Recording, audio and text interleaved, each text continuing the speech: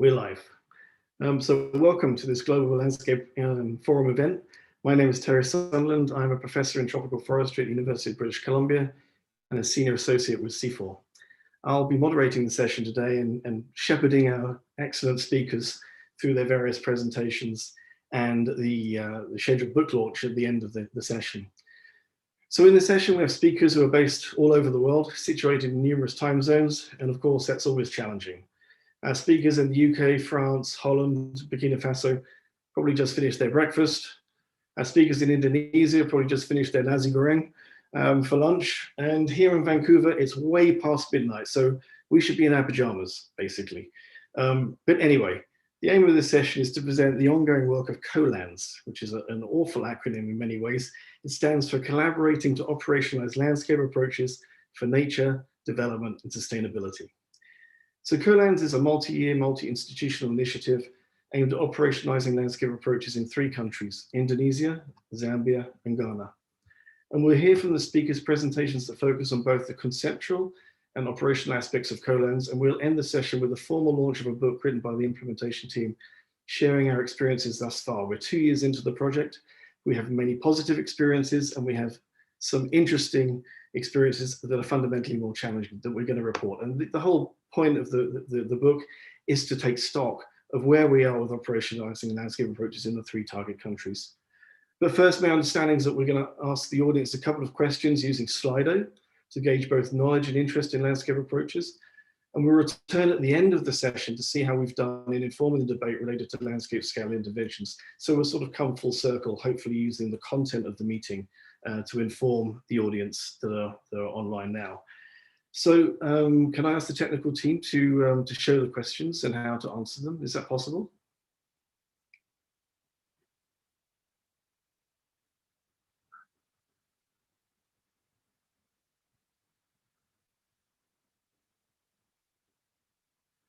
So the first question is, on a scale of 1 to 5, what's your understanding of integrated landscape approaches? With 1 being at the far end of the scale, being no understanding, and 5 being somewhat of an expert, and everything else in between. That's the first question. So you can join there at slido.com using the hashtag GLF Biodiversity.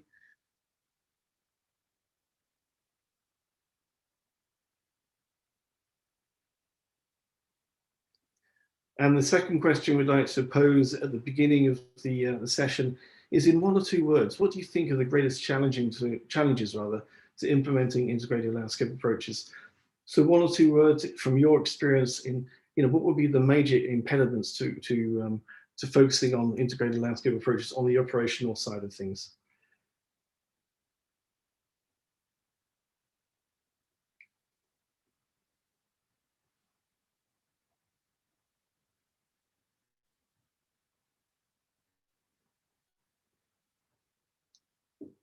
Okay. I'm not sure of the responsiveness of how this works. So I will probably move on and start, because we have a very short time scale. Oh, that's interesting. No experts and no ignorance. That's a very interesting result.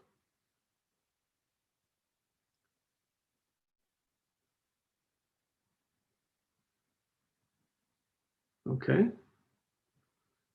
We'll see if that changes over the course of the session. Again, a median response. Again, interesting. So we have a lot of people who know a little bit about landscapes, but don't count themselves as being particularly expert. Cool. Will we be able to see the responses to the second question?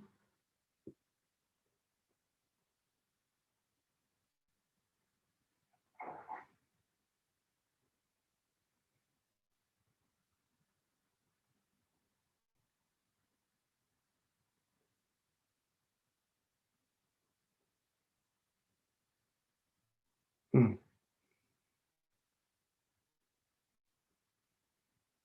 Huh.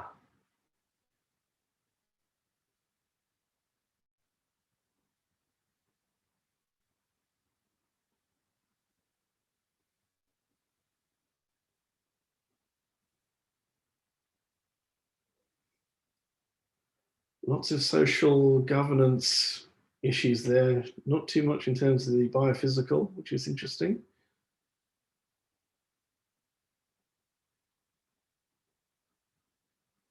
Pluridisciplinarity. Wow. This is great, and I'm sure this will be populated further as we move on in the session. Integration state of corruption. Wow. That's an interesting perspective.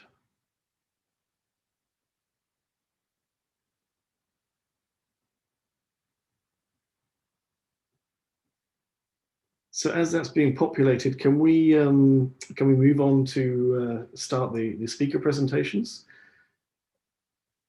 Great, thank you. And we do have a really fantastic panel of speakers, and I'll introduce each of them as they step up to the virtual stage, as it were. Our first presentation is James Reed, who's a researcher with the Centre for International Forestry Research, CIFOR.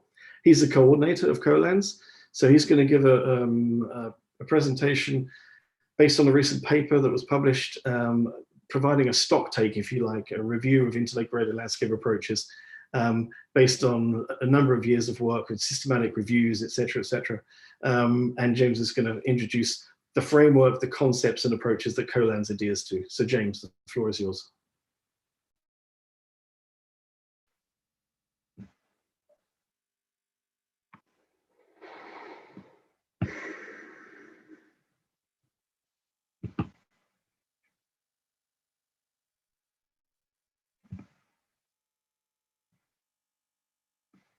Okay, can you see my screen?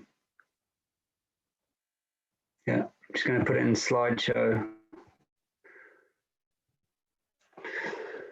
Okay, so yeah, thanks, Terry. Yeah, and really interesting to see those results coming in from the Slido questions. I think Terry and I have been working on these kind of landscape approaches together for the last 8 or so years. I think I'd put myself somewhere between a 2 and a 3 on that scale at the moment.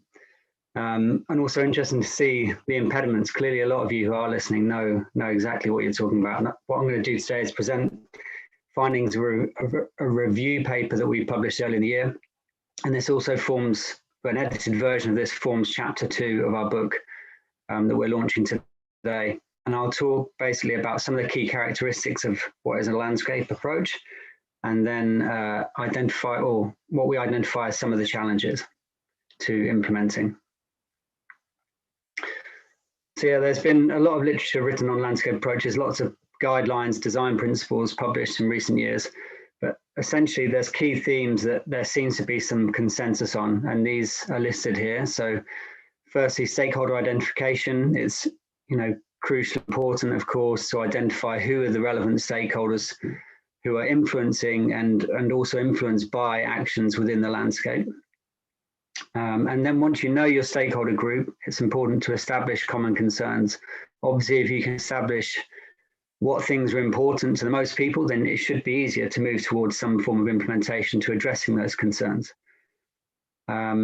Most landscape approaches or similar approaches seem to agree that it's important to have a multi-stakeholder platform or multi-stakeholder forum in place where people are able to negotiate these issues and challenge and contest.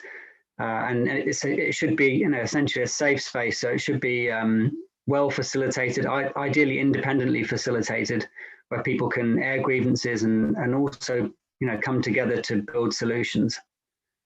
Then it's important to have monitoring and evaluation systems. And again, these should be collaboratively designed where possible. And, I think a lot of the landscape approach literature emphasizes the need for participatory monitoring systems.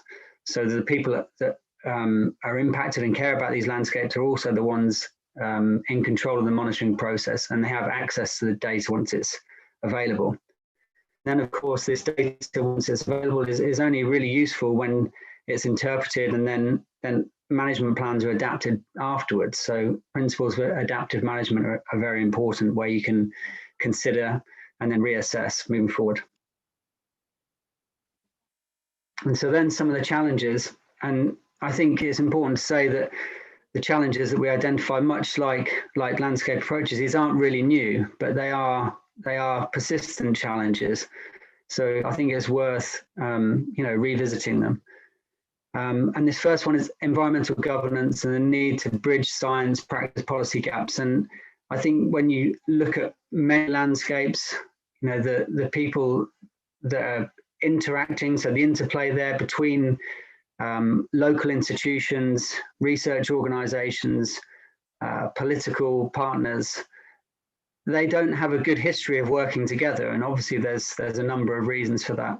So it's important when you're applying a landscape approach to be aware of those legacies of non-interaction or even, conflict in the past.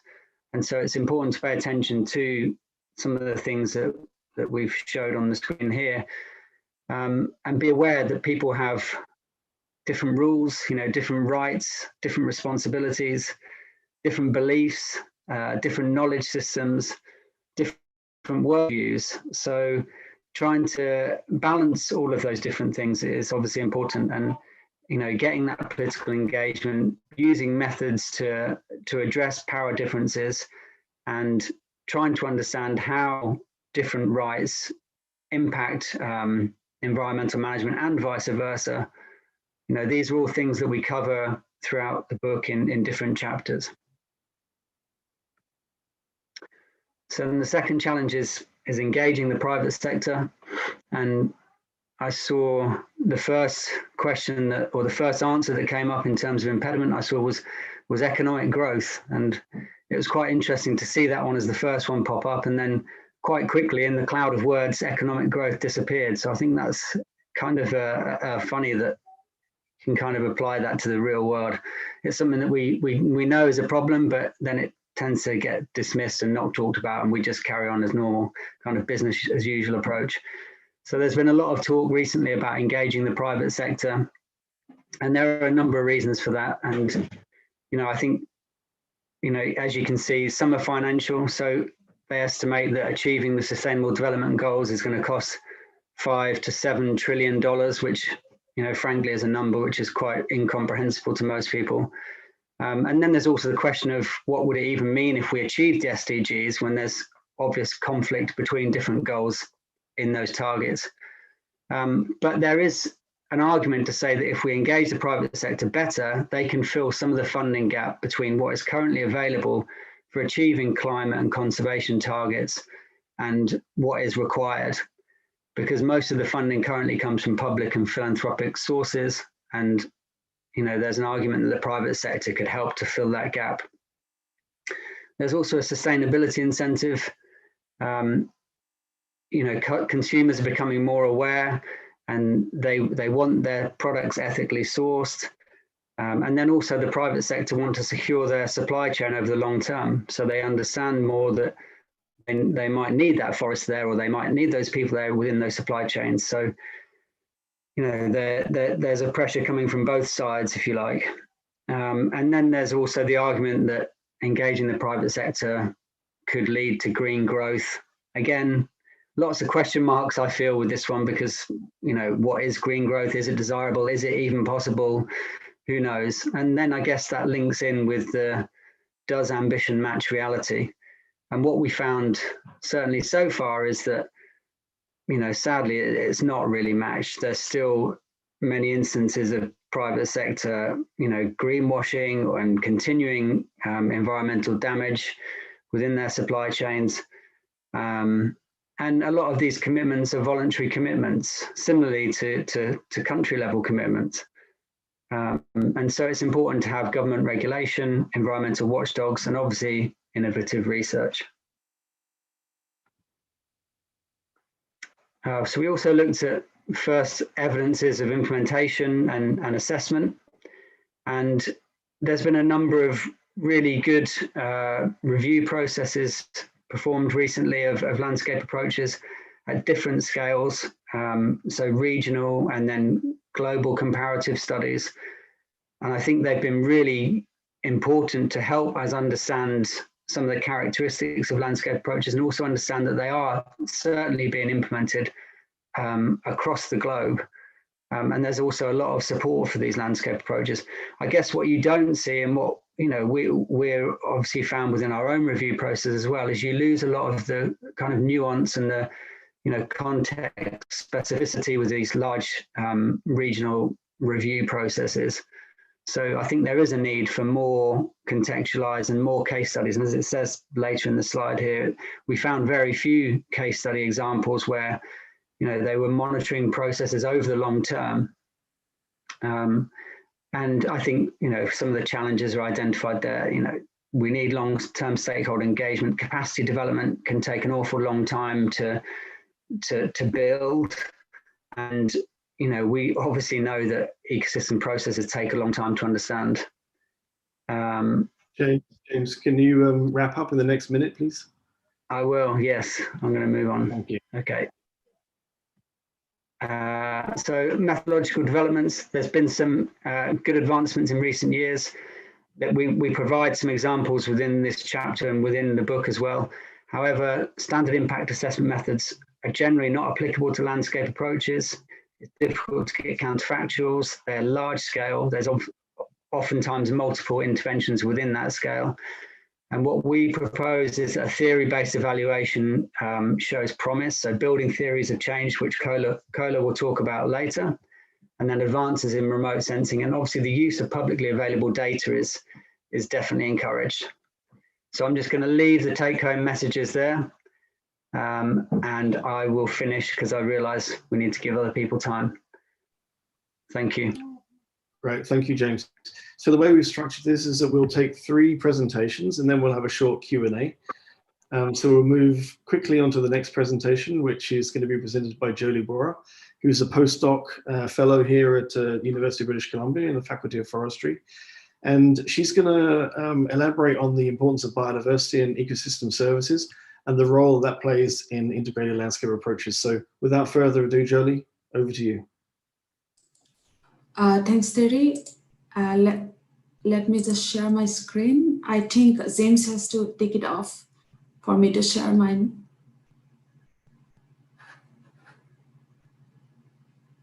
James, can you please stop sharing your screen? Yeah. James, you have to remove your screen. Yeah. That's there. Yeah. Thank you.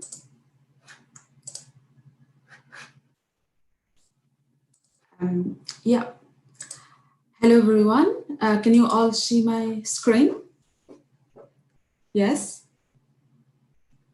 So I'm going to talk about the importance of biodiversity in integrated landscape approaches and how we can integrate the ecological dimension in these approaches. Biodiversity loss is a major global challenge with the species extinction rates skyrocketing in the last decade. The single largest threat to biodiversity is habitat loss that is mostly driven by agricultural expansion for food production. But at the same time, although agriculture currently occupies about 1/3 of the ice-free surface of the world, 0.8 billion people are still hungry today. These patterns are particularly evident in the tropics that harbor 2/3 of the world's biodiversity and also are experiencing unprecedented levels of deforestation and forest degradation from human impacts.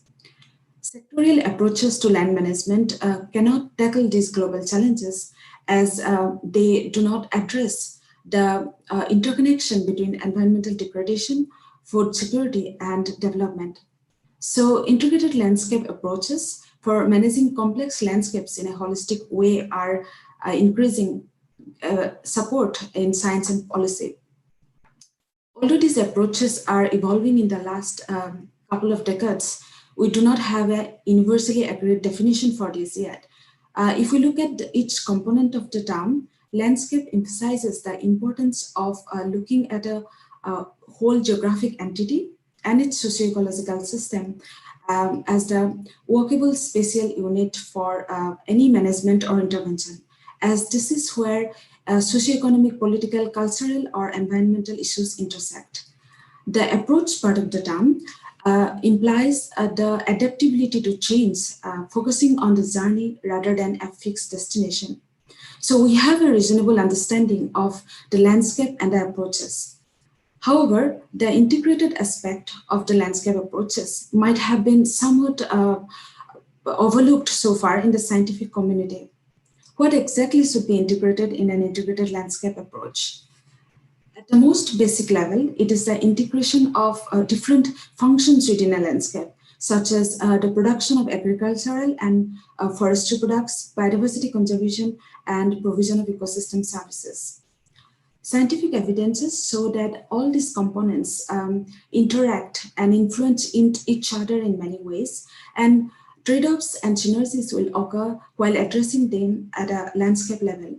However, the current discourse in landscape approaches has mostly focused on the social dimensions and largely overlooked the ecological dimensions, such as biodiversity and the different trade-offs, potential trade-offs between these components.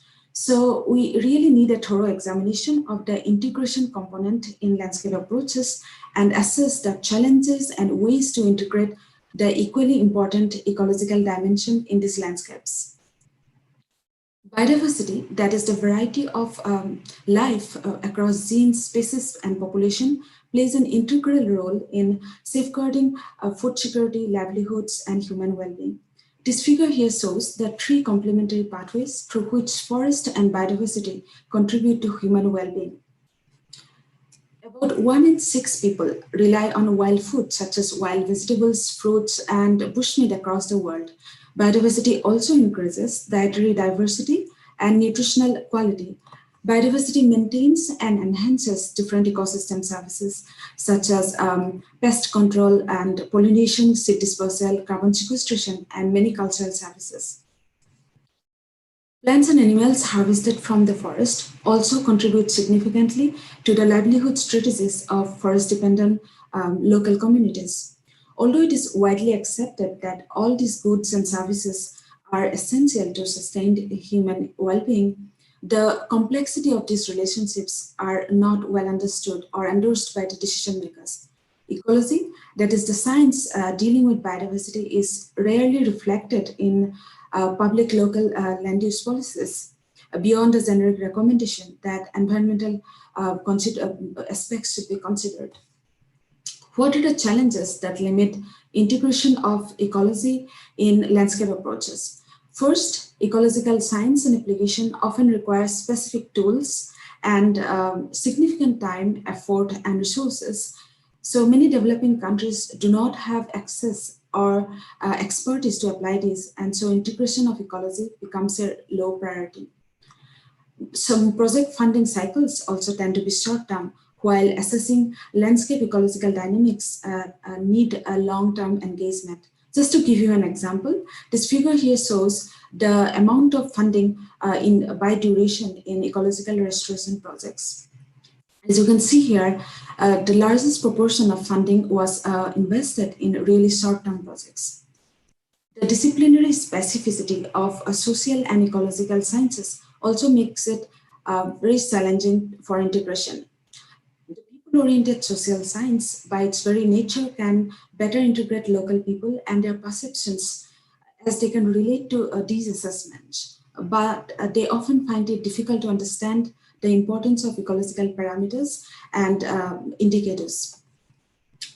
To better integrate ecology, we need a transdisciplinary approach that integrates or engages different sectors, disciplines, and stakeholders from the very outset. This will help us to identify the issues that matter most to the stakeholders, any capacity needs that they might have, and co-develop action plans to address this. And such participatory landscape assessment and monitoring will also shift the traditional expert-led system to a more inclusive monitoring system where the stakeholders evaluate and the outsiders facilitate across different stages. We also need to better align the ecological principles with the principles of knowledge co-production. That means ecological assessments should be suitable to a particular context within the landscape. We need to explicitly recognize multiple ways of knowing and doing to accommodate different perspectives. All the stakeholders need to develop a collective understanding of the particular challenge and agreed measure of success. And also, they need to engage frequently throughout the process to ensure collaborative planning and implementation. Collins' initiative attempts to incorporate all these aspects and test the principles of integrated landscape approaches in these 3 tropical landscapes. These are very diverse landscapes with different land use conflicts. For example, in Kolomo district in Zambia, biodiversity loss is mainly driven by agricultural expansion, intensive monocropping, and bushfires, and many economic drivers. So we hope to. Jody, yes. You have one more minute if you yes, can wrap I'm just wrapping up. Thanks, Derek. So we hope to assess both the social and ecological dimensions of landscape management and find a possible way forward. So just to highlight the key messages, I'm going to leave it there. And the point for this talk is a greater focus on ecology and its integration to a landscape approaches essential to better balance the trade-offs and synergies in conservation and development. Thank you. Thank you very much, Julie. That's excellent and very comprehensive. And you're only 7 minutes, 49 seconds. So extra prize for that. Thank you. Fantastic presentation. So Kola, we're shifting to monitoring and evaluation, the holy grail of landscape approaches. So share your insights. So Kola is at CIRAD and you're based in Montpellier. You're going to be, as I say, sharing your experience with impact evaluation and monitoring, which is really the key to understanding how effective these landscape approaches can be. So Kola, over to you.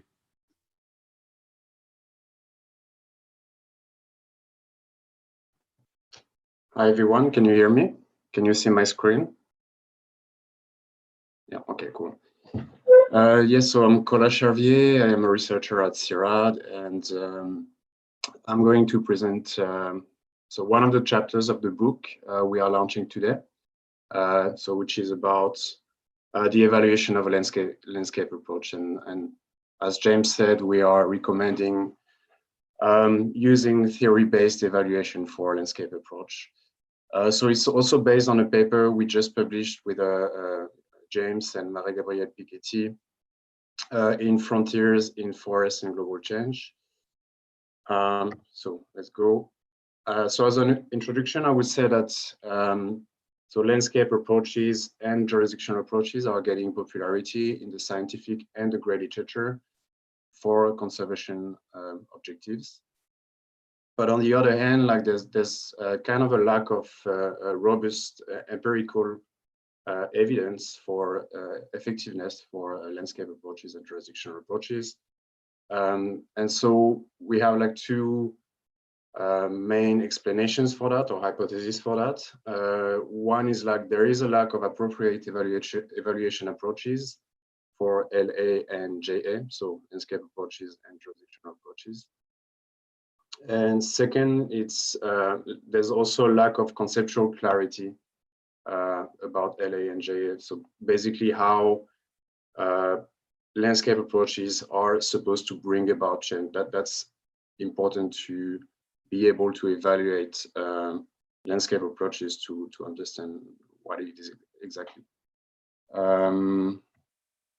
So the objective of the book chapter and this presentation is to formulate recommendations for practitioners to basically help them make decisions related to the evaluation of landscape approaches. So we are doing this by taking stock of the different evaluation approaches currently applied to the evaluation of landscape approaches in the literature. And we are also looking at the broader evaluation literature in order to find ways to improve like current practices. So what we found is like there are basically 3 broad types of evaluation applied to landscape approaches and jurisdictional approaches. The first one here is like what we call monitoring tools. So the purpose of monitoring tools is basically to design and monitor a set of indicators in order to measure progress towards landscape or jurisdictional sustainability. The second one is impact evaluation. So it's usually based on what we call counterfactual methods. And the purpose is to measure the additional effect of interventions that target landscapes or jurisdiction. And the third one, which we call evaluation of processes. So that include more specifically and quite often like the analysis of governance processes underlying landscape approaches and jurisdictional approaches. So the purpose is to explain the effect of the interventions related to landscape approaches and jurisdictional approaches that I just talked about. So two important points I would like to make here is like one, so these three types of evaluations are complementary. So they do not target the same evaluation question, obviously. They do not require exactly the same kind of data, and the focus of this evaluation is quite different. So they can basically, one recommendation would be to try as much as possible to combine these different types of evaluation. And the second one is like there's a fundamental difference between monitoring tools and impact evaluation versus impact evaluation and evaluation of processes. Is that the two latter ones puts more and specific emphasis on the effects of intervention. So the intervention dimension is very important, and they are particularly useful to for practitioners if they want to think about scale up or replications. So when we review the broader evaluation literature, it's quite clear that the use of theory of change will improve the quality of evaluation, regardless of the type of evaluation we are using. So a theory of change is like basically defined as a causal chain linking interventions on the one side and long-term outcomes or impact on the other side. So I just give two examples of why it is important to use theory of change in monitoring and evaluation tools. It helps develop like relevant indicators based on very clear assumptions, underlying assumptions of why we are using these indicators and not others. It also helps like comparing the progress of a landscape approach with a realistic scenario of change. For impact evaluation, so the main advantage of using theory of change is like it's very useful to improve the selection of variables used to build a control group if we are in comparing, doing a comparison with and without. So just we also talking a bit about the design strategy of so-called evaluation-friendly theory of change. So there's been a few attempts to design like rather generic theory of change for landscape approaches and jurisdictional approaches. I just put an example here from Sayer 2016. However, usually the intermediary outcomes are not like defined in this theory of change, are not usually like directly measurable. Besides, they put a lot of emphasis on how coalitions induce change, but coalitions or multi-stakeholder forums and so on, but they do not provide details. You have a minute to finish. Oh, thank okay, you. cool. But they do not provide details on how like these coalitions emerge. One recommendation like we found in the literature is like we should actually use a mix of two types of theories. The first one is like the theories that underlie policymakers and stakeholders programs and policies. So that's when we built theory of change, we usually conduct like participatory theory of change exercise with stakeholders, but it's also important to make good use of scientific theories, particularly in environmental governance, in order to improve the quality of theory of change and put into perspective subjective insights from policymakers or stakeholders. So I'm not gonna spend like much time on this slide. It's just to say that in the book chapter and in the paper, we try to design a theory of change, which is quite generic. We can have, you can have a look in the paper. I don't really have much time to go into detail, but it's just to say that was quite useful to somehow like define how interventions can help fostering the enabling conditions for a theory of for landscape approaches to emerge. Last slide, it's about what I call the data trade-off. So evaluation is necessary, but it can be very costly. And basically aiming at monitoring all the different components of the theory of change and proving and providing evidence for all the causal links in the theory of change is unrealistic. So there are different strategies that we can use to somehow reduce the cost. So choosing the least data intensive evaluation, which is often like the monitoring tools, is one option. But we also showed that there are it's important to use the different types of evaluation, and it's also important to use with and without comparisons, because it remains the least biased way to measure the impact. Using a theory of change can also help prioritize evaluation needs while making sure that we do not miss important evaluation questions. So that's also useful for that. Obviously using secondary data sources is important, but they need to be verified. So that's it. That's the highlights or takeaway messages. I will leave here. Thanks for your attention. Over to you. And thank you, Kola. So at this stage, we've scheduled, could you stop sharing your screen, please, Kola? Yeah. Thank you. So at this stage, we've scheduled 5 to 10 minutes for Q&A, but I'm not quite sure how we take the questions. Can I ask Michael, as our technical support, would the questions be posted in the chat here so we pass them on to the speakers that have spoken so far? Or what is the format of taking questions? We can do through Slido or over.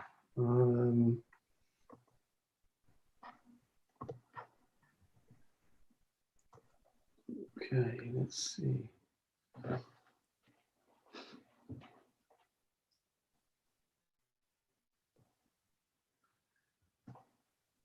Is anybody?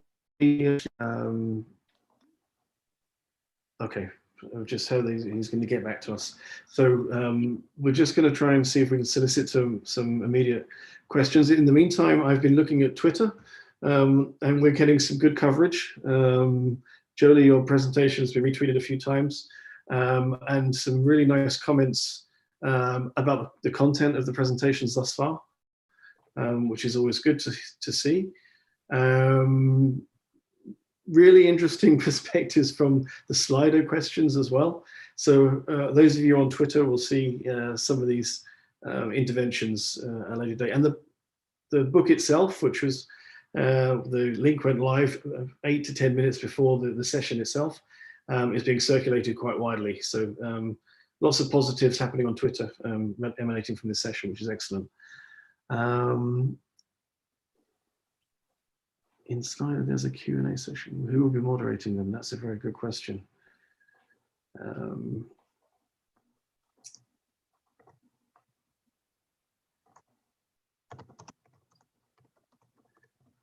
I think perhaps maybe, here we go.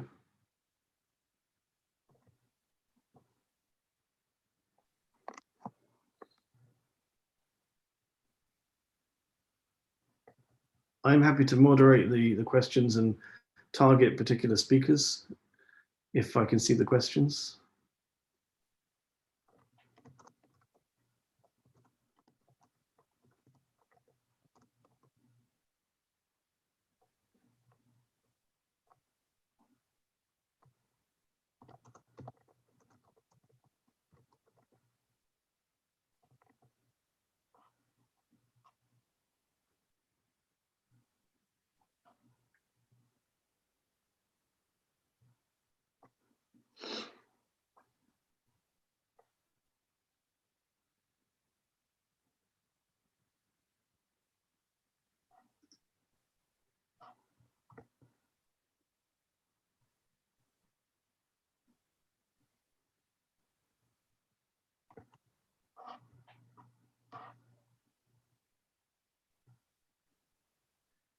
If you can share the WOVA interface, I'm happy to moderate the questions, Michael, if that's possible. If not, we can just move on to the next presentation until we sort out the technology.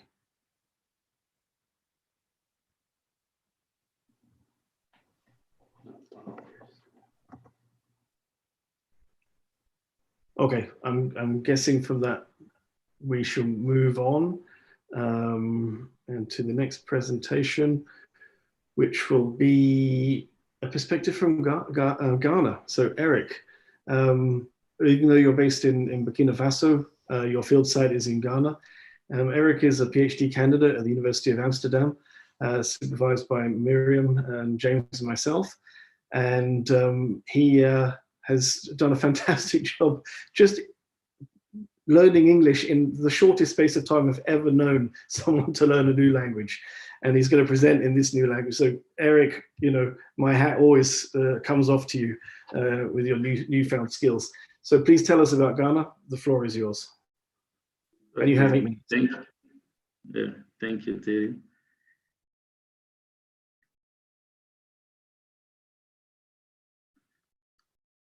Does it work? Can you hear me? Okay, yeah. My presentation is focused on the main challenges and opportunities that exist for the implementation of landscape approaches at the level of the Western Wildlife Corridor in Ghana. Located in the northern part of Ghana, the Western Wildlife Corridor is a vast ecosystem, rich in terms of wildlife and vegetal biodiversity, and essentially constituted of natural forest. This area offers livelihood potential to several communities that practice activities such as livestock, such as agriculture, hunting, charcoal production, and also exploitation of timber and non-timber forest products. At the same time, biodiversity conservation efforts are conducted by NGOs and the Forestry Commission of Ghana through his wildlife division. The natural resource management model applied at the level of this corridor is the CREMA system. CREMA means Community Resource Management Area. It's a community-based natural resource management scheme adopted by Ghana for empowering local communities around protected area in governing their landscapes in the hope that they will actively contribute to reconciling conservation objectives with those related to their livelihood. But in face of certain challenges, this model shows limitations, which suggests that another more holistic and adaptive governance approach could better contribute to the achievement of the desired objectives. In the Western Wildlife Corridor, for instance, the challenges are linked to the plurality of actors, such as forest operators, such as farmers, herders, NGOs, private companies, and government structures with different objectives, different expectations, different perceptions, different interests. In this context, landscape approaches appear to be useful to reconcile these various objectives. In northern Ghana in general, and particularly at the Western Wildlife Corridor, the opportunities that exist for operationalization of integrated landscape approaches are mainly the presence of several NGOs active in the area. Their presence is a financial and technical asset for the functioning of the multi-stakeholder process. The second opportunity is the collaboration that already exists between the different stakeholders. This collaboration is an advantage for achieving a negotiated and transparent change logic. Another opportunity is that institutional actors have a good understanding of the landscape approach, and they are convinced of its potential for improving landscape governance. This would facilitate their engagement in a multi-stakeholder process for landscape governance. And the last one is the presence of multi-stakeholder platforms, such as the community resource management committees and the CREMA executive committees. These platforms facilitate the stakeholder consultation process at several scales, at village scale, at CREMA scale, and also at regional scale. But we can't talk about opportunities without thinking of challenges. Financial constraints constitute a major challenge to the proper functioning of the governance bodies and implementation of landscape approaches, because due to the lack of financial and logistical support, the CREMA of the Western Wildlife Corridor are barely active. The CREMAs only function effectively when external projects are implemented. And then the end of the project also marks the end of the CREMA operations. Another challenge is the lack of a solid multi-stakeholder platform. In the Western Wildlife Corridor, the existing multi-stakeholder platforms works sporadically. They are temporary because they are project related, and also they are often dedicated to only a portion of stakeholders. And the third challenge, one of the most important, is the conflict between pastoral and agricultural communities. These conflicts mainly revolve around access to and the use of natural resources such as land and water. They have led to stigmatization and social marginalization of the Fulani community, leading to the exclusion from landscape governance. Concerning this particular challenge, we have deepened the reflections and proposed some possible solutions that could facilitate the biodiversity conservation through the implementation of landscape approaches into the Western Wildlife Corridor. These are among other. I want to go into details. I will just cite them. The first is to improve farmers' perceptions of the Fulani people. The second is to reinforce the consideration of pastoral activity in development plans. Also, it's about to encourage the creation of local bodies to manage farmer pastoralist conflict. And the last one is to promote the inclusion of Fulani in existing multi-stakeholder consultation platform. I think I will stop here and thank you so much for your kind attention. Maybe we can discuss furthermore if there are some questions about it. Thank you. Thank you, Eric, and thank you for being so concise.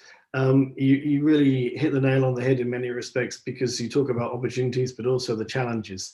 And those challenges that need to be overcome if we're serious about implementing landscape scale interventions. So thank you very much. Just for wider attention, I've managed to find the WOVA page with the questions that are coming in. We have 11 or so questions that are already posted. They're coming in relatively slowly, so I think we'll wait till the end of the session and I'll sort of cherry pick the questions for individual speakers, if that's okay. And we should have at least 10 to 15 minutes at the end of the session for a little Q&A. So we can move on to the next presentation, which is from Indonesia. So I'm going to ask Pat Heddy to present his findings from Kapuasulu, and I know that he also has a short video to share with us. So Pat Heddy, the floor is yours. Thank you very much, Terry. Good afternoon from Indonesia, everyone. The presentation title is Land Use Challenges and Potential for Landscape Approaches in Kapuasulu, Indonesia. Can you remember to share your screen with us, please? My screen. The small green button at the bottom that says share screen, if you can share it with us.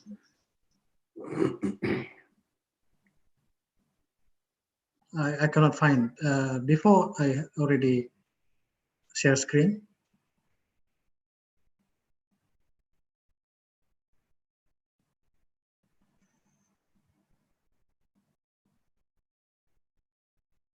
Maybe someone can help me. Michael, is it possible you can share the Indonesia presentation? Or Linda? Yes, I'm opening the Okay. presentation. Yeah. Okay, thank you, Linda. Hang on. Share screen.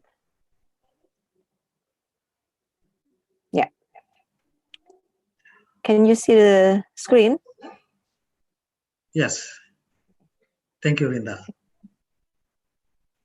Wait. So the Right. Okay, the presentation title is Land Use Challenges and Potential for Landscape Approaches in Kapuasulu, Indonesia. My name is Valentino Seri from Riak Bumi Foundation. Here, I'm together with Linda Yuliani from C4. Next slide, please. Next slide, please. The region and dynamic. Indonesia is known as biodiversity hotspot. As in other places, conservation of biodiversity is based to complex multiple level government system. There are the central government, provincial government, local government, in district, sub-district to the village level.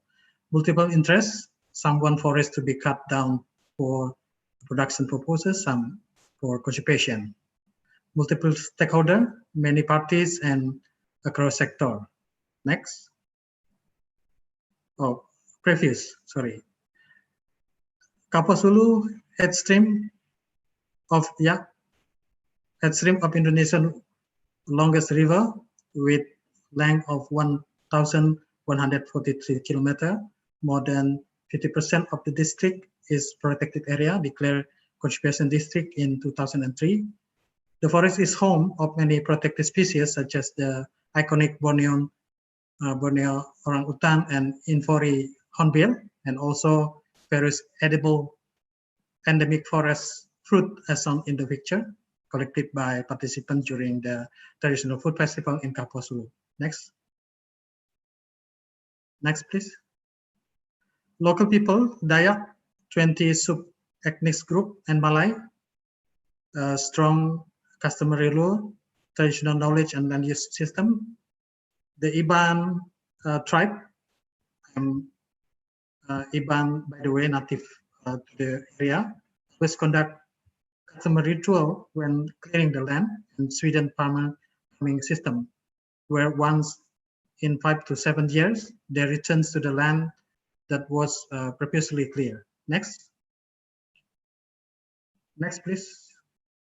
Industrial agriculture expansion, including in catchment area, buffer zone of national park and customary people territory, especially oil palm plantation that cause river population and many fish that die in Danau Sentaro National Park, including wild animals such as orangutan are also caught when this forest land is clear. Next. How a landscape approach might benefit.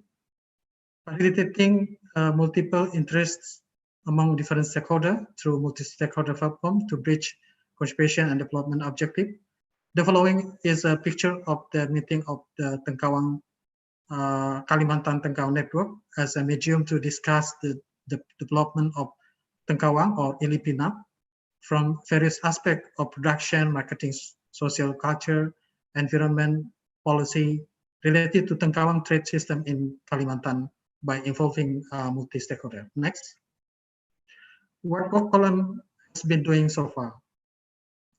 Facilitate income-generating activity from non-timber forest products that are rooted from traditional practices such as wild bee, ilipinat in Labian Leboyan watershed. We will play the video in this section. Please enjoy. So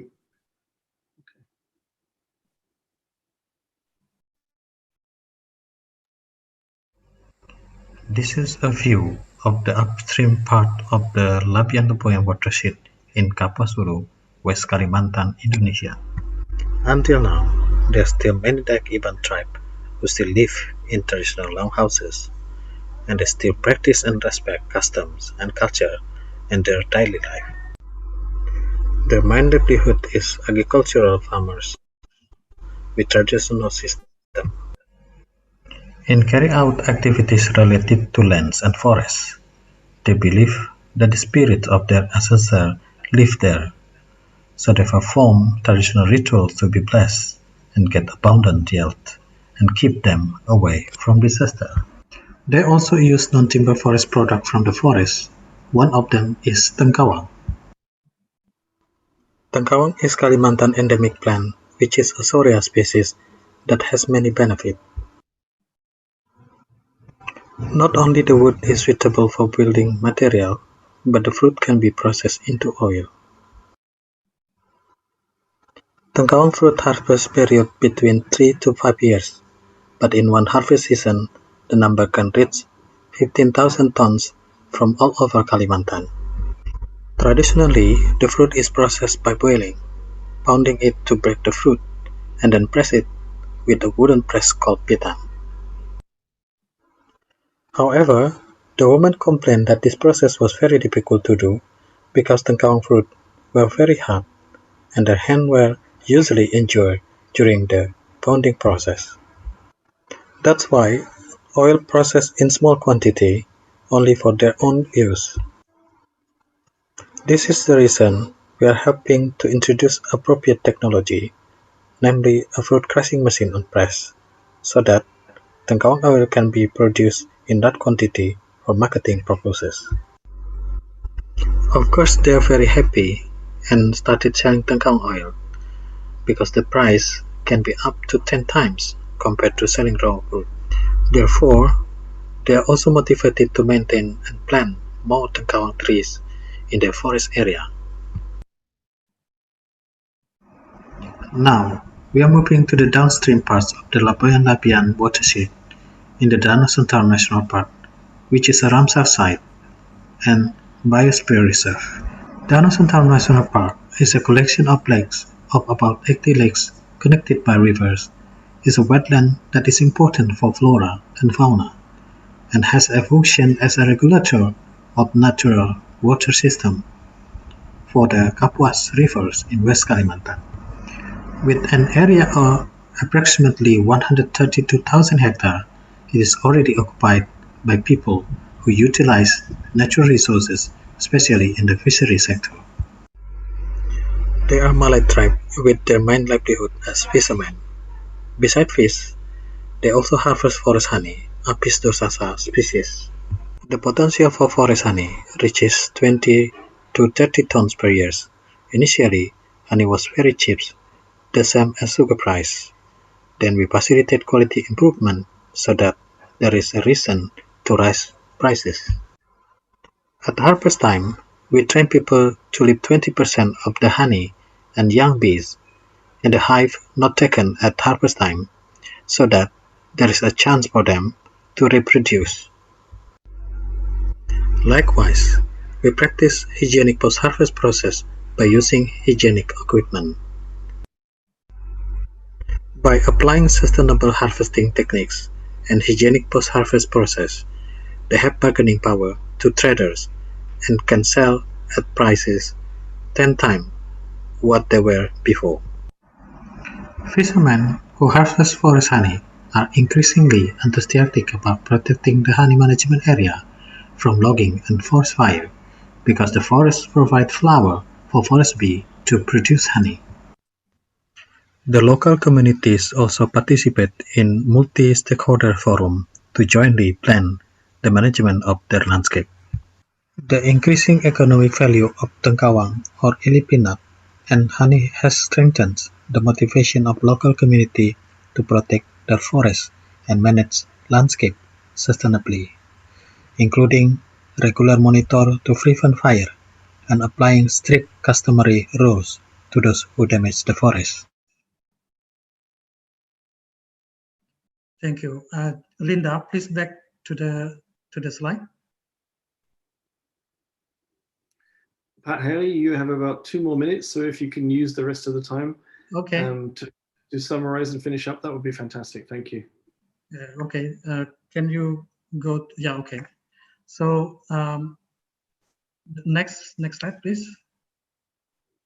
Replanting riverbank. This is a tengkawang trees nursery, and replanting carried out by the community and Labian village of Kapuasulu in community protected forest area. In this period, early 2020, more than 1,000 tengkawang trees that has been planted, and the community wanted to plant more tengkawang tree and endemic fruit trees that were useful for the community. Tengkawang tree grow well on riverbank, therefore it is very good for protecting the watershed from erosion and landslide. Next, it is the last slide. And to do in the future, facilitate the community people to get formal recognition of customary forests. Currently, we are in the early stage of the facilitating the process of legalization of Labian village customary forests. Facilitate collaboration among village for upstream to downstream of Seriang watershed on non-degradable waste treatment involving the district environment services. Facilitate collaborating between Provincial Watershed Management Agency and Kapuasulu district government. We have planned to strengthen existing watershed forum, and if necessary, we will facilitate the formulation of new watershed forum at the district level. Thank you. And thank you, Pat Haley. That was fantastic. And the video was a very nice illustration of the landscape. It's nice to see that and be able to share some of the fantastic visuals and the work that you've been doing. So thank you very much for that. Thank you. I'm going to call on Sam Adiandrew, who is also here in Vancouver and should be tucked up in bed. He's been a representative of IFSA, which is the international, well, he'll tell us what IFSA is, but he's representing the youth here and bringing a youth perspective into the landscape approach. Sam has been very well acquainted with the GLF. He attended the GLF in Accra in Ghana, the Restoration Conference, and then did a subsequent tour of central and northern Ghana and has something to share with regard to that particular trip. So Sam, over to you.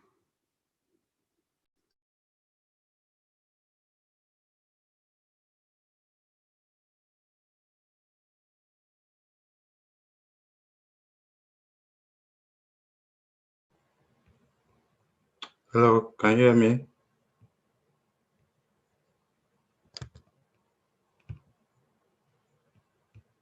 Hello. Yeah, oh, we can hear you well, but if you can, yes, there you're perfect. There you go. So you can see my screen as well? Can you see my presentation? We can see everything, Sam. The floor is yours. Okay, thank you.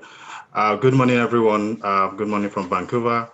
My name is Samuel Adeyaju, and I'm a member of the International Forestry Student Association. The title of my presentation is Engaging Youth to Restore African Landscapes. And just like Terry mentioned, I've been involved with the Global Landscape Forum, both in Accra, as well as the GLF Kyoto as well. So today I'm going to be sharing experiences from the GLF Accra in Ghana, as well as other kind of youth involvement I've been involved with regarding restoration. There's been increasing momentum on landscape restoration globally and in Africa, as well as through the many UN conventions and decades, as well as various voluntary international declaration and regional initiatives.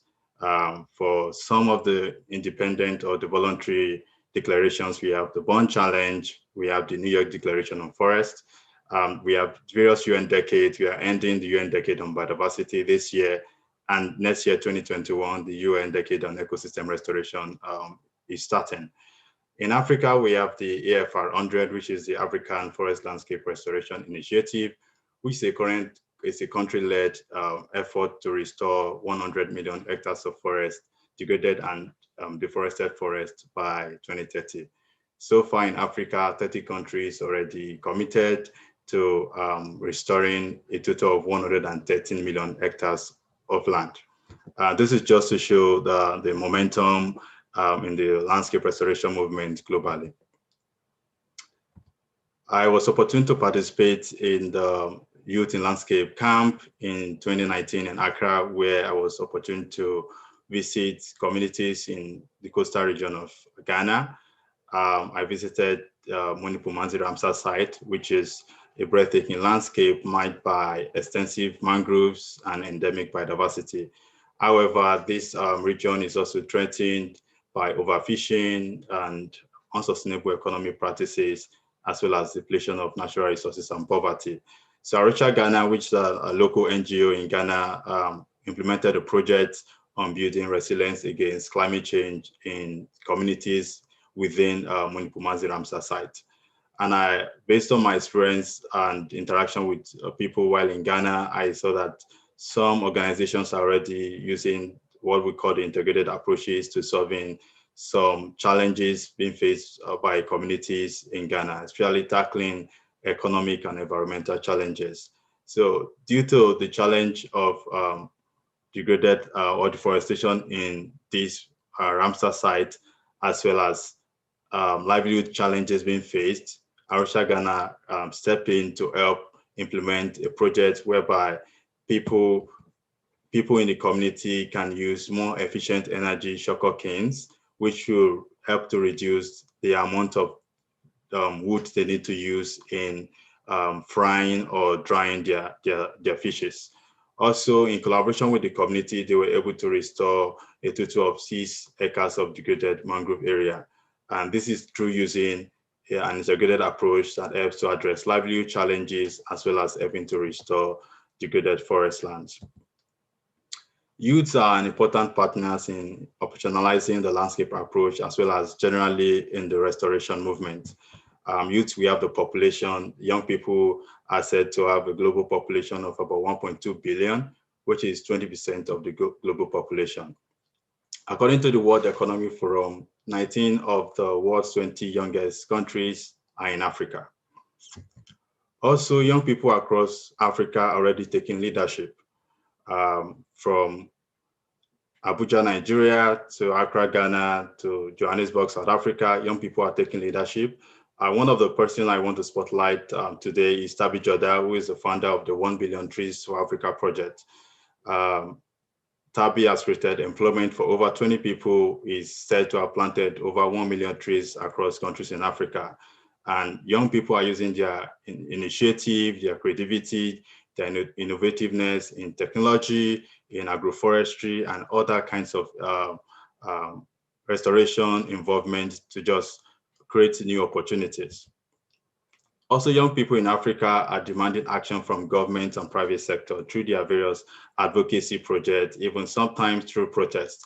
The Ugandan activist Vanessa Nakate has been advocating for climate action both in Uganda as well as on the global scene. And as we move forward, there's need for young people in Africa to be engaged in restoring African landscapes. I propose 3 ways where this could be done. One, there's need to increase the representation and participation of African youths in major restoration events. There was a research that was published to compare the GLF Bonn and GLF Nairobi to see how Africans as well as young people from Africa engage with these 2 events. And the output of the research showed that GLF Nairobi engaged more African youths, engaged more African people compared to GLF Bonn, which shows that there's need for us to bring these international restoration events to Africa. bring it to where these people do not have to face the challenge of having to get visa, having to be harassed in the border and other stuff like that. So we need to really also bring this event to them, help them to be able to amplify their own voice. They need to be able to share the project they are working on and create collaboration with other people from other places. Also, there's need to create a global community of independently organized local chapters, such as what the GLF is doing with the GLFX. So young people will be motivated if they know, even though they have this small group in their town, in their city, but they are also still connected to a global community of people, young people who are working in, let's say, Vancouver, young people who are working in Stockholm. But even though I'm working in my small community in Nigeria or my small community in Accra. So creating that kind of global community connection is also very important, which to drive a lot of engagement. It is not enough to listen to youth, but also we need to empower and fund the work of young people. Just like I mentioned, Tabi, what he's doing in Cameroon and in northern Nigeria, young people need to be supported. Young people are already taking initiative. They need more opportunity through various training programs or providing fellowship support, supporting their social enterprise. This will go a long way to help amplify the work that young people are currently doing globally. As the road to achieving the SDGs 2013 draws near, we are now in the UN Decade for Action with just 10 years to go. There's an opportunity and the need to prioritize young people in order to deliver on the 17 SDGs by 2030. Thank you very much. Thank you, Sam. That's fantastic. A very nice perspective from the youth. Just looking at the questions that are coming in, James, Miriam, what I'm going to suggest is perhaps take some questions and some Q&A now for maybe 10 minutes or so, and then Miriam, I know you're going to give a summary at the end of the session, but maybe it might be better to take the questions now and then do the summary after that. Is that okay?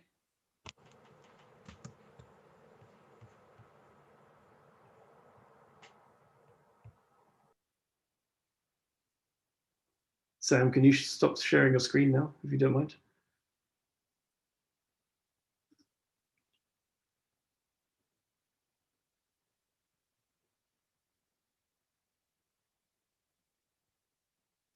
Any objections if we proceed on that basis? Okay, great. So I'm flicking through the questions and I'm going to pick out questions or cherry pick questions for specific individuals. So Miriam and Eric, I'm going to put you on the spot here. So a question has come in. Hi, I'm curious to know how CREMA's cross-scale governance works, specifically how local communities participate in the decision-making processes. Now, for your responses, all the responses for the Q&A, we don't need monologues. Keep them as short and concise as possible, just so we can get as many questions in as we can. So please, Miriam and Eric, could you provide some insight into that question about how the CREMA's governance works and how local communities can participate in decision-making processes? Eric, do you want to take that question, or it refers specifically to Ghana? Yes. Yeah, it's specific to it's specific to Ghana. I will try, but and then you can complete with a clear or proper English. Yeah. In Ghana, the model they have chosen is to community in the center of the management of their landscape. So they organize people around protected areas in order to help them to conserve very well the natural resource management, and also to get some livelihoods, to use the livelihood in a sustainable way. So they have put some committees there, like in each village, there is a community natural resource committee who statute, who discuss together, and then they refer to the CREMA committee, who involve all village committees. Yeah, so the way it works is communities start reflections, and then they refer to the CREMA, who will take the final decision. Yeah, I want to talk a lot. I will let Miriam respond clearly on that. Well, I consider that pretty clearly, actually, so I don't have a lot to add to it. Although you rightly pointed out in your presentation that there is a challenge to go beyond the community level and to create a multi-stakeholder platform that goes beyond those committees, and especially the Fulani herders are difficult to involve in the negotiations. And yeah, what we also have seen in other studies on the CREMA, the community resource management areas, is that they're very promising entry points for implementing landscape approach, but that the challenge remains to connect with stakeholders at higher levels of scale, at the ministries or the Forestry Commission, or the to go beyond that community level. But there's a lot of support from NGOs, and that's a promising entry point in Ghana. Okay, thank you. Interestingly, I read a thesis today that talks about the NGOs acting as sort of middle people, the facilitating the role between the communities and the government. So that's clearly something that is maybe a weak link in the chain as such, if the communities can't negotiate on their own behalf. But anyway, thank you. That's a great response. So another question I'm going to focus on Indonesia. Linda, Ibu Linda and Pat Hedy, there's a question that's come in that asks, how does the landscape approach frame and handle the power asymmetry with industrial agricultural actors? And I'm presuming the reference there is to oil palm. So please be concise, but to the point. Okay, maybe Linda can answer the question, please. Thank you. Okay, how local community handle the power asymmetry? There are two main mechanisms, formal and informal. The main mechanism of the formal mechanism in this area often is not working yet. The formal mechanism means that the community should channel their worry or concern towards the industrial plantation, the powerful actors, through the district plantation service, district plantation unit. But it's too far, and most often they don't know that kind of formal mechanism. They are not aware that such mechanism exists. So most often the informal mechanism works. That is, they block the road if they have something, if they have protest to the powerful actors and haven't been heard, they block the way and or keep the vehicles, the company vehicles, detain the company vehicles until their voice is being heard and their concern is properly addressed. That's how it works in the field so far. I think that's all. Harry, anything to add? Yeah, it's enough. Okay. Another question that's come in, which is interesting, and I think maybe I would focus this to James and Kola. Landscape approaches are clearly based on biophysical boundaries, but how do you work with administrative boundaries drawn over it? So this tension between biophysical landscape approaches and jurisdictional approaches that Kola touched upon, and you guys have just published in Frontiers on this very topic. So over to you.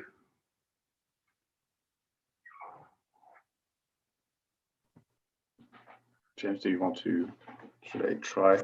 So yes, I was in my presentation, I talked about jurisdictional approaches, which is kind of how can I say, a broader concept to landscape approaches, which specifically focuses on administrative boundaries. So that's what possibly a way to deal with is to actually focus on administrative boundaries. But I would say in landscape approaches, like engaging with local authorities, for instance, in multi-stakeholders forum can be a way to deal with that. But I guess for some situations, it's actually more relevant to actually focus on the administrative boundaries themselves. James, I don't know if you want to add. Sure. I mean, I think this is a challenge for landscape approaches and also jurisdictional approaches, because the scale issue, it just, reinforces the point that these systems aren't operating in isolation. And so sectors aren't operating in isolation, and the system doesn't stop at the system boundaries. And with globalization, this has just become a bigger challenge. So you could have all the best policies happening within the landscape. They could be enforced, they could be, adhered to, but you could just be exporting the problem elsewhere. And we've seen that happen lots of times. And so I think when you're trying to apply these landscape approaches, you have to think beyond the scale of the landscape as well and what's happening elsewhere, because you are always going to have these issues of political turnover, whether it's an administrative boundary, the political climate is going to change in the short term. And you're also going to have problems of leakage and what's happening if you're exporting the problem elsewhere, or you're exporting people elsewhere if you're displacing people through a conservation intervention. So I think, it needs to be integrated, but also thinking at different scales as well. If that helps. Okay, but there has been this tension between the sort of biophysical and jurisdictional, and we've seen that in recent months, especially with the special issue that's gone out on jurisdictional approaches. And it seems to be people talking past each other about pretty much about the same thing in many respects. So I think at some point we need to sort of clarify some of these tensions, because they seem to be completely unnecessary. Jolie, as a question for you, if you're ready. How to conduct effective monitoring? No, hang on a second. Sorry. Yes, monitoring and evaluation of ecosystem function in a landscape with high diversity and high levels of ecosystem functioning. That's a tough one. It is a tough one, and the answer would be really long, and that is what we are trying to come up with right now for these tree landscapes with very diverse ecosystem functioning. So there are different ways to do it, and within the integrated landscape approach, the plan is to first understand what the stakeholders from different sectors and disciplines are interested in assessing and monitoring, because in the long run, it is up to them to take it forward. We are trying to look beyond the project scale. So that is what we are attempting to understand, and then come up with very contextualized, but at the same time, robust methods of monitoring those. So what could be the ideal indicators of assessing the change and impacts of these different drivers in landscape changes? So I think that is the summary of it. But yes, that's a really good question too. Okay, thanks, Joe. You handled that well. Sam, one for you. What is your general appraisal of youth participation in environmental governance? And I'm presuming the question is it seen as positive, or is it seen as something that we're paying lip service to in many respects? So what's your perspective on that? General appraisal of youth participation in environmental governance. Does it exist, really? Yeah, thank you for the question. I think we're starting to move in the right direction. Because oftentimes when we talk about youth, I guess people think they are those only involved in the protest. but we have young professionals who also qualify as youth, who are working in some of these international organizations, who are working in some of these environmental NGOs, driving change on the ground. We have youth groups like IFSA, for instance, even though it says like International Forestry Student Association, like a student association, but we have young people who are also working even in government, and they're also creating change at those levels. So just like I said in my presentation, we are starting to kind of like wake up in a way, and we need to kind of open more of these doors to allow young people to use their innovativeness, to use their skill, to also contribute to the agenda. Yeah, we need to sit at the table, and we have the knowledge as well. We have the expertise. We need to be allowed to contribute more and hear our views as regards particular landscapes. And I know just like for the integrated landscape approaches, a lot of stakeholders are brought together to decide how to move forward in any landscape. I think youth also should be one of the major stakeholders that should be called to where they need to decide about landscape. And why is that important is because these are the young people who in 10, 20 years, 30 years would also be deciding about what will happen in those landscapes. So now is the time to begin to like kind of groom them, allow them to be in those spaces, to learn and also to contribute, because at the long run, they will be at the end of affairs making those decisions. So when they are kind of groomed earlier to participate in conservation discussions and discourses, they can tend to learn that. And when they become probably commissioner for works or becoming a minister, they can use those experiences they've acquired over the years to make real change. So I think we are moving in the right direction, but we need to keep the door open to allow young people participate and engage. Thank you. Okay, that's a great response. Thank you. So I'm going to ask one more question. This one got a lot of votes. The questions are being posed and then people are voting as to its relative weight or value. How does the landscape approach align with Agenda 30 and the SDGs? And I throw this out to the entire panel. Whoever wants to grasp that thorn. Can you repeat it, please, Terry? How does the landscape approach align with Agenda 2030 and its SDGs? That's the exact wording. I'm happy to have a go. Go on, James. Well, I mean, for me, I think the whole ethos of the landscape approach is putting those decisions back into the hands of the people who are influenced in the landscape. And so I think the SDG could be a good framework to take to the landscape. You know, certainly it gives you a list of indicators, list of targets, and then participants can discuss which ones are important for their landscape. I think it's not for us to decide which of the SDGs are important in that landscape. It's for the people in the landscape to determine that and then set their own goals accordingly. For me personally, I think there's a lot of issues with the SDGs. I think it's interesting there's now articles coming out that we need to reframe the SDGs, and I'd probably lean towards that side. Okay. I mean, notwithstanding the fact that you and others have published on this issue as well, and how the landscape approaches contribute to various SDGs, if not all, in many respects. So that was useful. There are many questions that we could have spent much longer discussing and sharing our thoughts on, but I think we're going to need to move on. So Miriam, you are now going to give us a summary, an overview of the session, and we'll then move on to the last Slido questions and the formal book launch. So please, Miriam, floor is yours. Yeah, thank you, Terry. Yeah, we have heard several speakers emphasizing that integrated landscape approaches are conceptually appealing and increasingly being embraced and implemented, but that there is little evidence so far on how they work in practice. And the Collins Initiative has been set up to close that gap based on implementing, analyzing, and evaluating processes and outcomes in Ghana, Zambia, and Indonesia.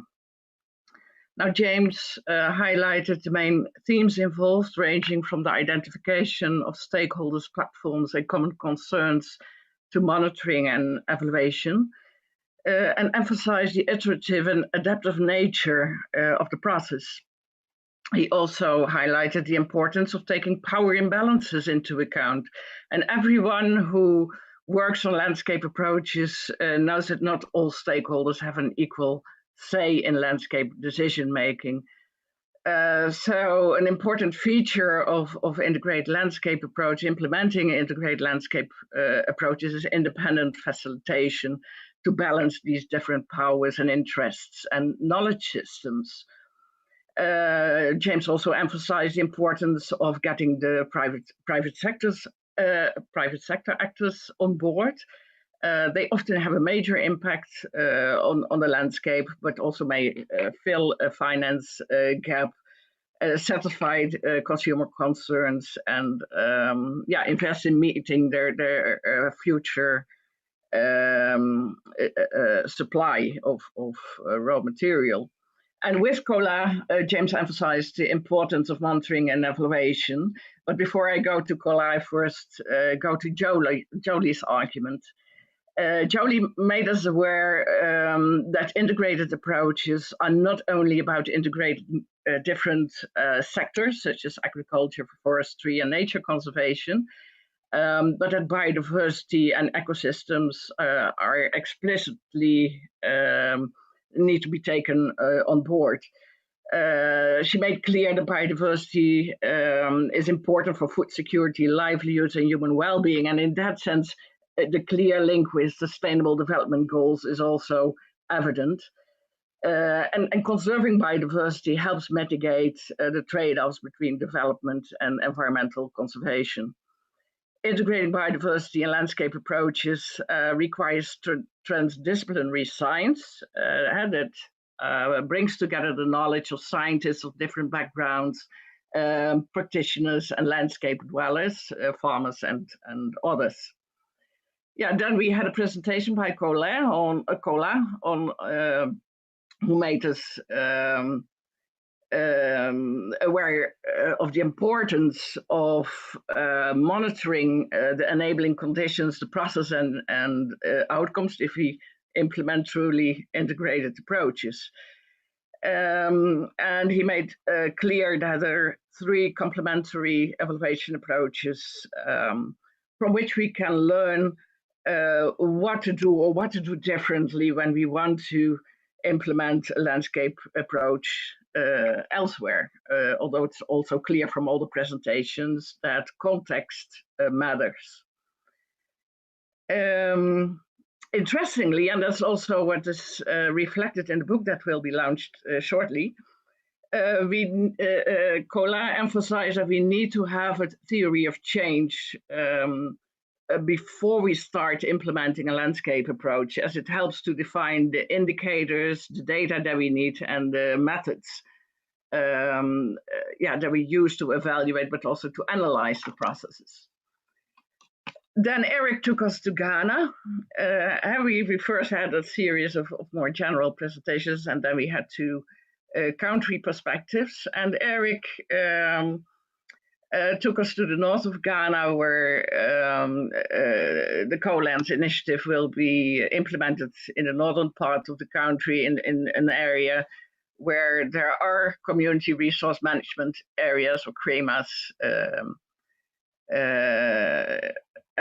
These already exist there and form interesting entry points for the implementation of landscape approaches. And the Western Wildlife Corridor is a region rich in wildlife, where integrated approaches are much needed to reconcile different interests among different resource users. And Eric made it clear that the conditions for implementing a landscape approach in this part of Ghana are both promising in terms of the awareness that already exists of landscape approaches and the presence of NGOs that are already facilitating multi-stakeholder platforms, but that there are also some daunting challenges related to finances, the lack of an overall coordinating platform, multi-stakeholder platform, and conflicts between herders and the agricultural population. Napak Harry took us to West Kalimantan, Kapuas Zulu, where Colan's has already a longer experience in a region which is rich in biodiversity and cultures, but which is also under threat of expanding oil palm plantations. And here too, multiple interests are present and need multi-stakeholder facilitation and negotiation to accommodate the various and sometimes competing interests also between the communities upstream and downstream of the river. And it's encouraging in this case to see that there is already a multi-stakeholder forum and that local communities have been empowered to undertake community-based initiatives to protect the forest and the livelihoods that depend on those forests. That was a very encouraging element of the presentation. Then last but not least, Sam made the case for the role of youth in mobilizing support for integrated landscape approaches and showed that the youth takes leadership and holds governments to account. And he shared his experience in the youth associations, student associations, and in a landscape project at the Ramsar site in Ghana. And also a very positive, encouraging element of implementing landscape approaches. So in summary, the session has shown that integrated landscape approaches are appealing but also much needed to deal with conflicting land uses and conservation development trade-offs. And no sector can do that on its own. Different stakeholders need to be mobilized to negotiate solutions for potentially conflicting land uses. And there are definitely challenges to realize it. We have also seeing them popping up in Slido. James emphasized power imbalances. But thanks to the Colan's initiative, there's a way towards closing the gap between theory and implementation and gaining more insights into what works and what not. Thank you for your attention. Thanks, Miriam. That's fantastic. And I think that will be a nice coda to the session, but also we can write that up and it'll be a nice summary of, a summary of the session in its entirety. So as promised, we're going to share 2 more Slido questions. So Michael, if you could share those with us, if that's possible, before we close.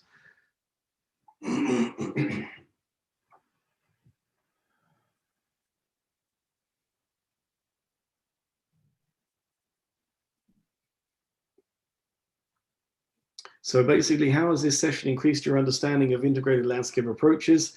You see there are 5 responses there. I'm scared to look at the results, but let's see how they come in.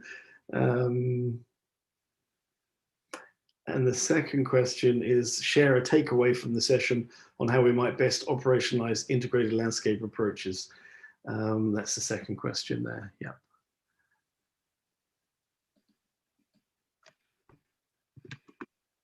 Let's see if people are responding. Wow. That might be a sampling issue there.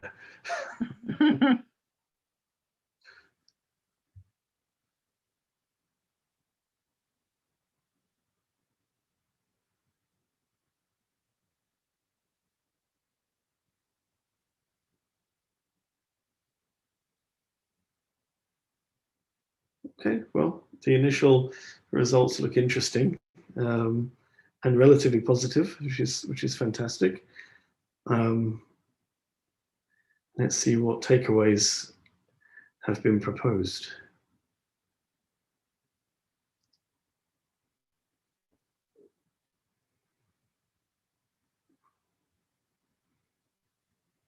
At this stage, I'd just like to say to those who are watching and sent questions in, I'm sorry we couldn't cover all of the questions that were submitted. There were so many, and they were all fantastic.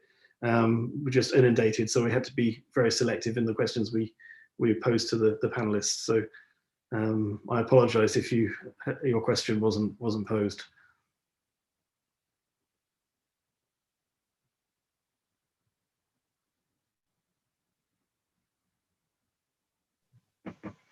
Terry, can I make a suggestion on the questions?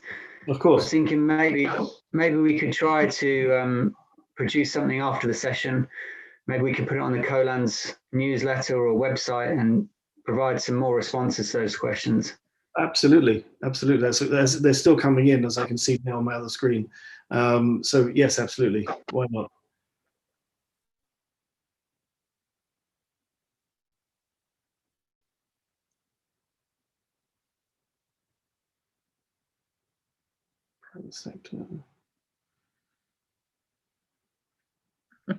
It's a lot of work. Yeah, for sure. Yeah.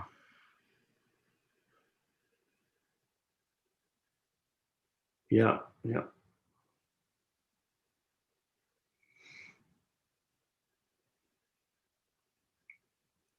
So we have about 4.5 minutes left. So I'm just wondering if as we allow these responses to come in, whether at this stage, James, we would share the slide with the flyer for the book, and we can just talk about that for the last couple of minutes before we close the session.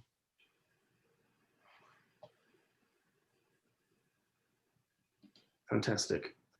So published just a couple of hours ago. This is the book that a lot of the presentations were based on. It's a collection of papers, both theoretical and also operational, much like this session, and is available for free. If you use the QR code or visit the C4 library, it's now available and it has fantastic contributions from the entire CoLANS team. And others, and really represents quite an honest appraisal of landscape approaches, which you don't often find. And I think that and we're learning as we're going, and I think we wanted to produce a sort of interim product in the implementation of the project. Of course, we've been thwarted over the last few months with the current pandemic and the inability to do field work and travel, etc. But we found other things to focus on in many respects that have enabled us to actually synthesize and try to think about the landscapes in which we're working. And of course, in some of the landscapes, there are still activities going on, but the full project functionality is not really happened over the last few months. But we've used the time wisely and have produced this book, and we'd be very grateful if you download it, send us your comments, tell us whether we're on the right path or we're not. And at this stage, let me invite my co-editors Miriam and James to say a couple of words, perhaps.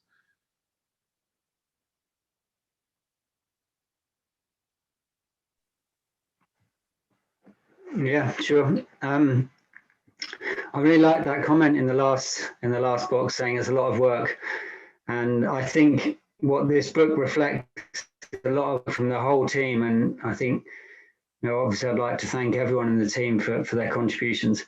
But I think that's also an important message to take from the integrated approaches. It is a lot of work, but that shouldn't, put us off trying to do it. And I hope that this book emphasizes that there is a need for integrated approaches. We know that these sectorial approaches aren't working, and we keep having these, decades on one sector, but we really need a decade on integrated approaches, I think. So hopefully this kind of lends itself to that idea. Miriam.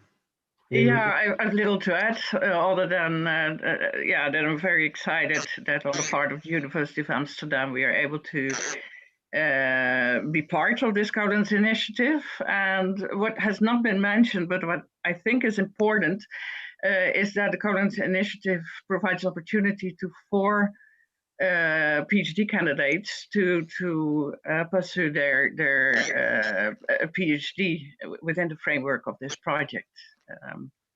And I think that's also an important element of the whole initiative.